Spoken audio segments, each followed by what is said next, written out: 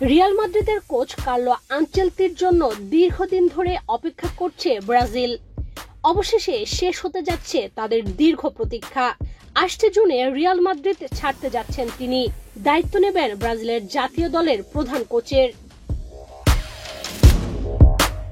প্রথম ধাপে 2026 বিশ্বকাপ, অর্থাৎ 1 বছরের জন্য সেলেসাওদের দায়িত্ব নেবেন ইতালিয়ান এ কোচ। এমনটাই জানিয়েছে নিউ ইয়র্ক ভিত্তিক ক্রীড়া বিষয়ক ওয়েবসাইট দ্য অ্যাথলেটিক। যদিও স্প্যানিশ জায়ান্টদের সঙ্গে 2026 সাল পর্যন্ত 65 বছর বয়সী এ কোচের চুক্তির মেয়াদ রয়েছে।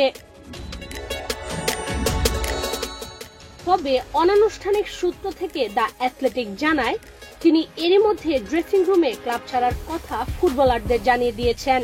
ধারণা করা হচ্ছে চলতি লা লিগার মৌসুম শেষ করেই ব্রাজিলে যাবেন আনচেলত্তি। চুক্তির মাঝপথে ছেড়ে যাওয়ার আনুষ্ঠানিকতা নিয়ে মাদ্রিদ কর্তৃপক্ষের সঙ্গে দ্রুত আলোচনায় বসবেন তিনি। এরপর ক্লাব কর্তৃপক্ষ সিদ্ধান্ত নেবে অন্তর্বর্তীকালীন কোচ হিসেবে কাউকে দায়িত্ব দেবে নাকি নতুন কোচ নিয়োগ করবে। জানা গেছে রিয়ালের নতুন কোচ হওয়ার দৌড়ে যাবে আলোনসো সবচেয়ে এগিয়ে।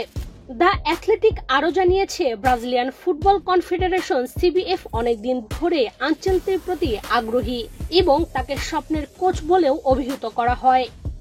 সংস্থাটির প্রতিনিধি আনচেলত্তির সঙ্গে সাক্ষাতের জন্য গত 16 এপ্রিল আর্সেনালের বিপক্ষে রিয়ালের চ্যাম্পিয়ন্স লিগ কোয়ার্টার ফাইনাল ম্যাচে উপস্থিত ছিলেন। যদিও সিবিএফ আনুষ্ঠানিকভাবে এ বিষয়ে কিছু স্বীকার করেনি। অন্যদিকে রিয়াল মাদ্রিদ এখন নতুন কোচ খুঁজতে ব্যস্ত।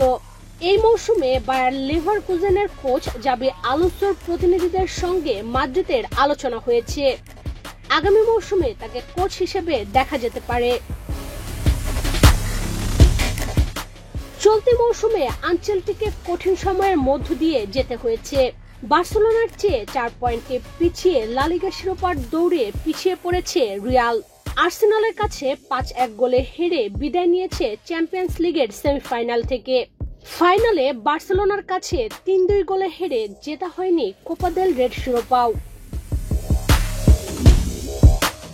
ফলে এবার শিরোপা শূন্যে শেষ হতে পারে আনচেলত্তির রিয়াল অধ্যায়। 2013 থেকে 2015 সালে প্রথম দফায় রিয়ালের কোচ ছিলেন তিনি। এরপর 2021 সালে দ্বিতীয়বারের মতো দায়িত্ব নেন কোচের। এ সময় তার অধীনে রিয়াল 2টি লা লিগা এবং 3টি চ্যাম্পিয়ন্স লিগের শিরোপা জিতেছে। ফুটবল ইতিহাসে একমাত্র কোচ হিসেবে জিতেছেন 5টি চ্যাম্পিয়ন্স লিগ শিরোপা।